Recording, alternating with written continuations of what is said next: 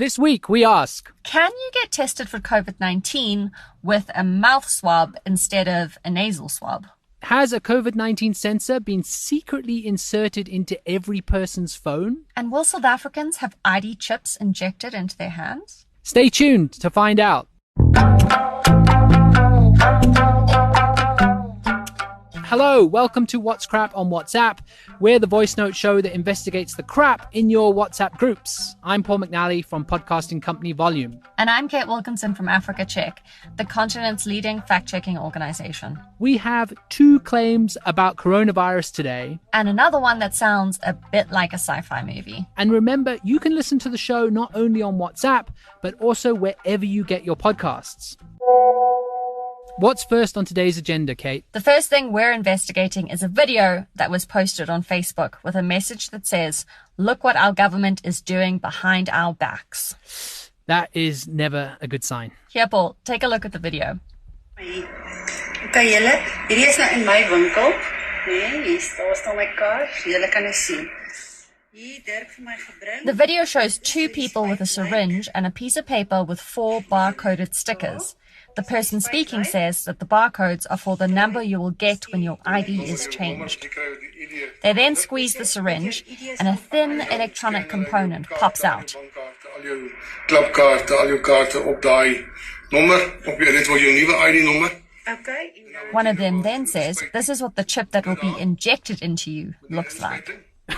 That is some crazy stuff. I'm not even going to dignify it with asking if it's true or not. Except, is it true? Come on, tell me, is it true? You can't help yourself. It's Well, I have not to know. true. It's not true. Okay. We traced the barcode in the video to Beijing Ray-Backer Technology, and they confirmed that the chip is theirs. The little thing that is squeezed out of the syringe is a type of implantable chip that is used to tag animals, like cats and dogs or even cows. And it's used to identify them if they ever wander off and get lost. Yeah, and if you look carefully at the 18-second mark on the video, the word animal can be faintly read on the top right of the piece of paper with the barcodes. And Beijing Ray-Backer Technology told us that the video is completely false. The chip isn't designed for humans. So it's crap then. Total crap. What's next? I'm guessing a COVID-19 claim. You are right. This claim is doing the rounds on both Facebook and WhatsApp, and it says that a COVID-19 sensor has been secretly inserted into everyone's phone. According to the message, when everyone was having phone disruption, they were adding COVID-19 trackers to our phones. Wait, how do people know or suspect this? Where's the proof? So, great questions, Paul. You're on the right track. The message gives detailed instructions on how you can find this supposed sensor on Android and Apple phones. Now I have to ask, is it true? No. So the secretly inserted sensor that is mentioned in the message is actually a system that was jointly created by Google and Apple. It's smartphone technology meant to automatically notify people if they have possibly been exposed to COVID-19. The companies have explained that the technology aims to help governments and the global community fight the COVID-19 pandemic with digital contact tracing. But importantly, it wasn't secretly inserted into anyone's phone.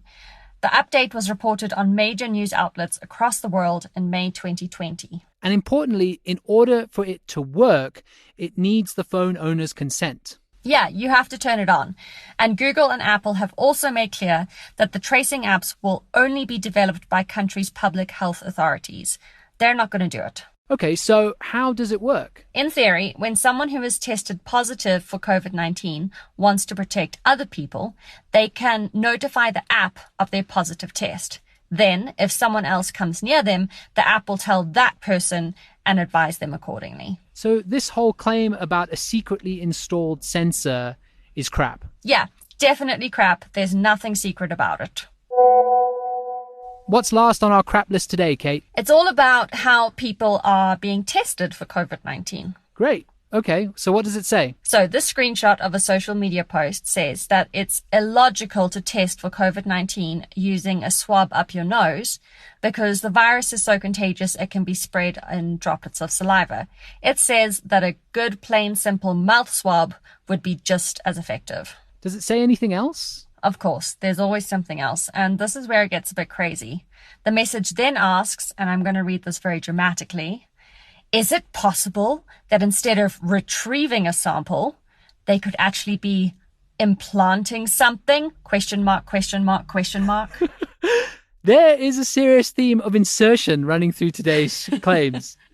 COVID-19 is a respiratory disease that spreads in small virus-carrying droplets released when an infected person coughs, sneezes, or speaks. And it is mostly tested using a swab up the nose, inserted through the nostrils into the cavity between the nose and the mouth, and rotated for about 15 seconds. And this isn't as sore as it sounds if you've had a test.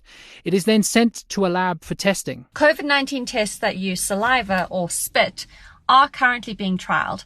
One is actually being tested by Southampton University in the UK, and it could allow people to collect their own sample at home by spitting into a pot. But research indicates that saliva testing may be less sensitive than nasal testing, as saliva tests produce a lower concentration of the virus compared to nasal swabs. What this means is that saliva or spit testing could misdiagnose some people with COVID-19 who would have been correctly diagnosed with a swab up the nose. So it is possible to test for COVID-19 using saliva samples, Kate? Yes, but these tests aren't yet as accurate as the tests that use nasal swabs. Well, and I have to ask, could they, whoever they are, be inserting something? So the original message was fact-checked by USA Today, and they contacted the person who actually posted it the first time.